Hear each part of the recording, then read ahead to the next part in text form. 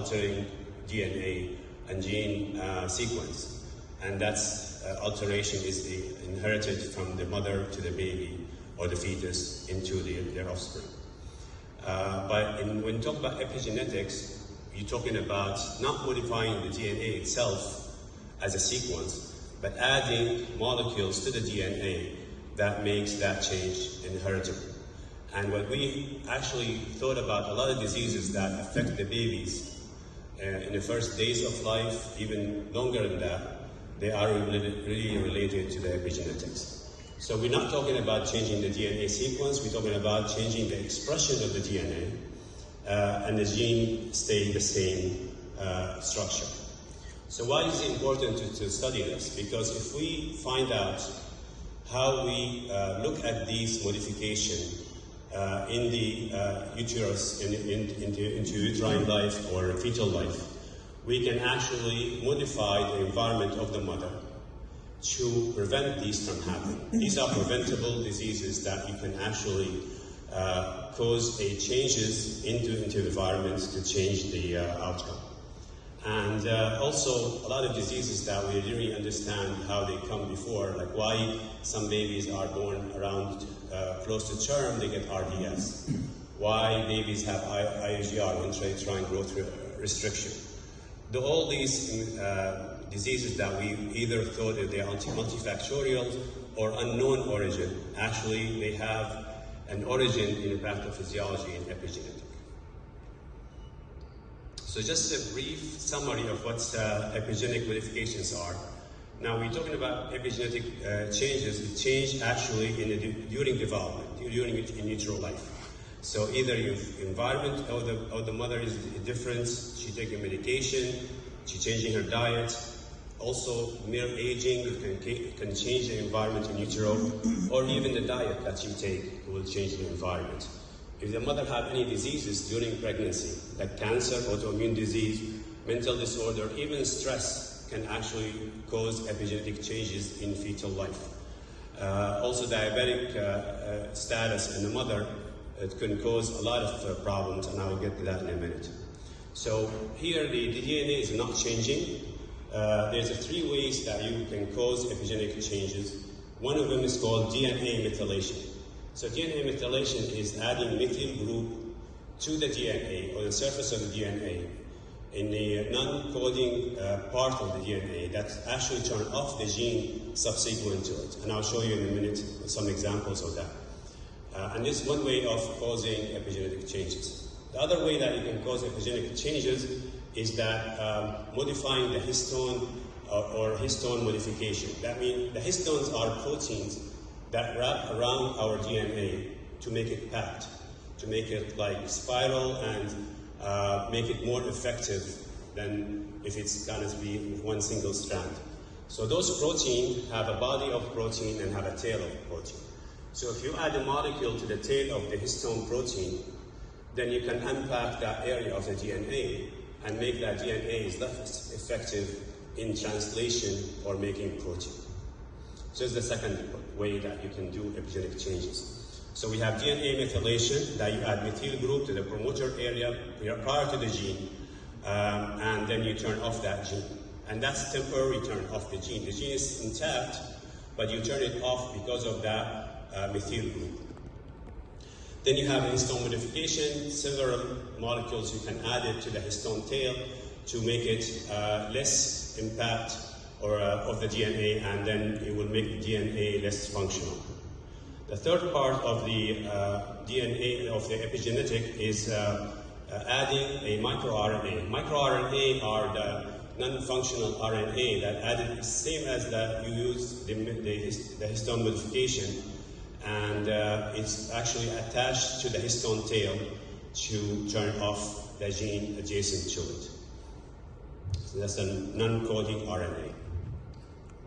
So what is DNA methylation? Is adding methyl group to the DNA molecule, especially in cytosine base. You know that you have 3 base pairs in the nucleotide that make our DNA, and that will silence the gene expression to the adjacent gene, and that will actually regulate that gene expression.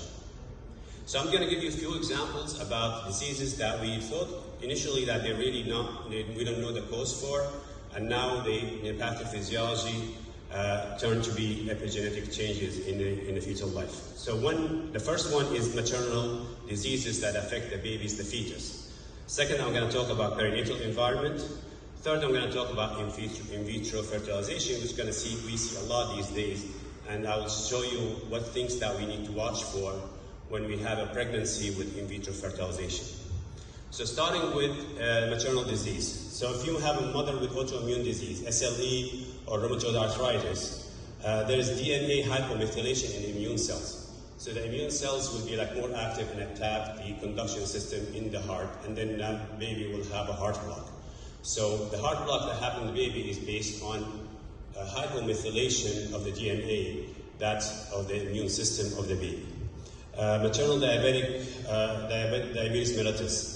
The DNA methylation changes affect, and the effect time, the time that started the diabetes. As diabetes starts in the beginning of the pregnancy, it will actually affect the origin of the organs.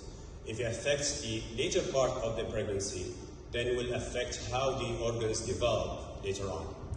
Also, developmental disorder like Prader-Willi and Angelman. These are improper methylation of imprinted genes, and the gene usually affecting in both syndromes are in the chromosome 15. So these are all methylation or hypomethylation that affect the babies and cause the disease. A word about environmental influence. Maternal diet and nutrition can cause epigenetic changes. Exposure to pollutants and toxins, of course, among them is smoking. Role of microbiota also will play a role in epigenetic changes in the fetal life. So I'm going to give you some examples about preterm conditions that we thought that we don't know the cause for it, and now we know it's a kind of epigenetic reason for it. So one of them, preterm birth. We always talk, if you ask any neonatologist why the baby is born prematurely, they say multifactorial, we don't know exactly what the reason for, but actually there is a basis for it in epigenetics. So the DNA methylation pattern also links to pattern of birth in a gene involved in inflammation and uterine contractions. So if those epigenetic changes happen, you have more inflammation, you have more contraction, and you get preterm birth. In neonatal distress syndrome, RDS, we know that is lack of surfactant, but why is it lack of surfactant? Why it happened in some babies and not having other babies with the same gestational age? Because the lung development and surfactant production is affected in the gene expression and it's affected by epigenetic changes in utero. Neonatal abstinence syndrome, we have mothers who take medication during pregnancy, and some babies will come with withdrawal and some babies without withdrawal, because severity and duration of withdrawal symptoms are affected by the epigenetic changes that are caused in utero. Also, intrauterine growth restriction affect the growth and metabolism in the fetal life. Congenital heart disease, and this is really I want you to underscore, because when we talk about IVF, I'm going to concentrate on this point. So epigenetic changes in the environment of the babies can cause actually congenital heart disease. So I'll give you an example in diabetic mothers. So we always call infant diabetic mother. Now it's called diabetic embryopathy. Because multi-system are involved when you have environment is hyperglycemic. And depends on what time that environment becomes hyperglycemic. If you have it in 3 to 7 weeks of gestational age, then a major organ problem will have. You have either facial anomalies, you have renal anomalies, you have gastrointestinal anomaly, you have neural tube defect, you have cardiovascular anomalies, and so on. If that hyperglycemic state happens after the 8 to 12 weeks, then the development of that organs or the system will be affected. So if we control that environment, we can prevent all this from happening. In vitro fertilization. This is just a rundown of what's the in vitro risk for abnormalities, and these are all related to epigenetic changes. Increase of risk of preterm, a high risk of congenital anomalies, imprinting disorder like Pickwick-Wiedemann and Angelman Silver-Russell syndrome, and birth defects are all 1.5 to almost 2 times more than a normal pregnancy. That's why you need a really strong surveillance when you have IVF, especially in the cardiovascular system, and you need like a good fetal echo. If it doesn't happen in vitro, then you have to, during pregnancy, you have to do it really after birth. Potential for this knowledge is that if you have... 2 minutes, Dr. Ayman. I'm on time. Thank you. We have 2 more slides. If you have epigenetic changes are reversible. So if you change the environment, you change the toxins, you change the environment of the baby, then you can reverse this. So you do good glycemic control of the maternal diabetes, you prevent these from happening. You control the autoimmune disease from SLE, you don't get heart block after the baby is born. And that potentially can lead us to early intervention. So we need frequent assessment of the during pregnancy. You have some protocols specifically for certain diseases like SLE, like rheumatoid arthritis, and we have a team-based approach. So in future directions, when we think about epigenetics, we have preventable strategies, like you have some biomarkers to tell you about the histone modification or the methylation, and then if you see it, then you can actually reverse it by novel medication. We can have AI risk reduction models, and we can have actually AI intelligence to help us in how to reduce the risk of having epigenetic changes. And earlier intervention, of course, that it's always better to prevent the disease from happening than you treat the disease. So epigenetic intervention can be targeted therapies, can be nutritional modification, can be environmental modification, and of course the monitoring technologies like digital health tools, remote monitoring when the mother is not even in the hospital or in the clinic, so we can keep the monitoring the baby, the sugar, for example, or the environment of the mother, and we have AI-based prediction to tell us what's the risk of this mother of developing a in utero event that's related to epigenetics. So in summary, we have epigenetic modification can cause alteration in gene expression, not the gene sequence, and without any difference in the gene sequence, so, but it's inherited and it's reversible. Usually when you talk about genetic disease, we think about inherited, non-reversible disease, but these are reversible. Several maternal conditions can cause epigenetic changes, fetal environment and medication can lead to epigenetic changes, and potential treatment can lead to lifelong effect on health outcome. Prevention is better than treatment. And further research and AI integrated tools can help us in prediction and prevention if it's possible. I think this is my reference, and thank you very much.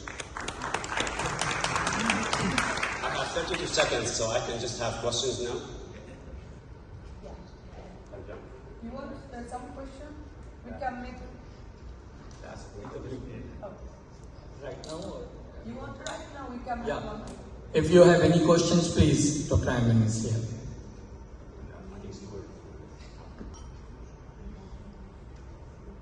Dr. Jade, of course.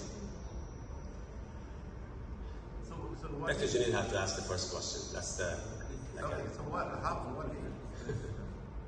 standard. Thank you, and it's a very thought-provoking talk. So how you, let's say about RDS. So what we can do about it? Now we know that is epigenetic. Did you search the literature of genetic engineering to prevent that? Because preterm, we are trying to avoid preterm deliveries, we are not successful. So my presentation actually, it's all around before the baby is born. So it's actually before you and I take care of the babies. So if we know that the baby is high risk for RDS, for example, if you have an epigenetic marker, and there's going to be a lot of markers, novel markers in the market, to look for the risk. So if you say, let's say, mother's diabetic and she doesn't have a high risk, like in pregnancy, you can have the delivery time anywhere between 36 to 38 weeks. So if you do the biomarkers and you see there's RDS, you stretch that to 38 weeks and make the babies a little bit more older. If you don't, then it's all evaluating the risk-benefit ratio. So there's a lot of things you can do about timing, about in utero interventions, about monitoring. If you monitor and it was negative and then your biomarkers become positive, then you have a problem. Maybe you have a high risk of having RDS. Also, the place of delivery. Like if you know that you are going to have high probability of having RDS, you deliver the baby in an area where, or the hospital where it can handle small baby with RDS. Thank you. Thank you, Dr. Ayman, for a nice presentation. Now we're asking Dr. Saeed Rafia to present the certificate of appreciation to Dr. Ayman.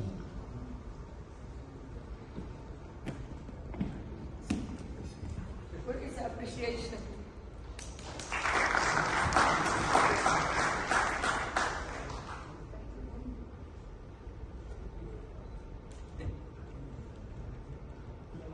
Dr. Shita.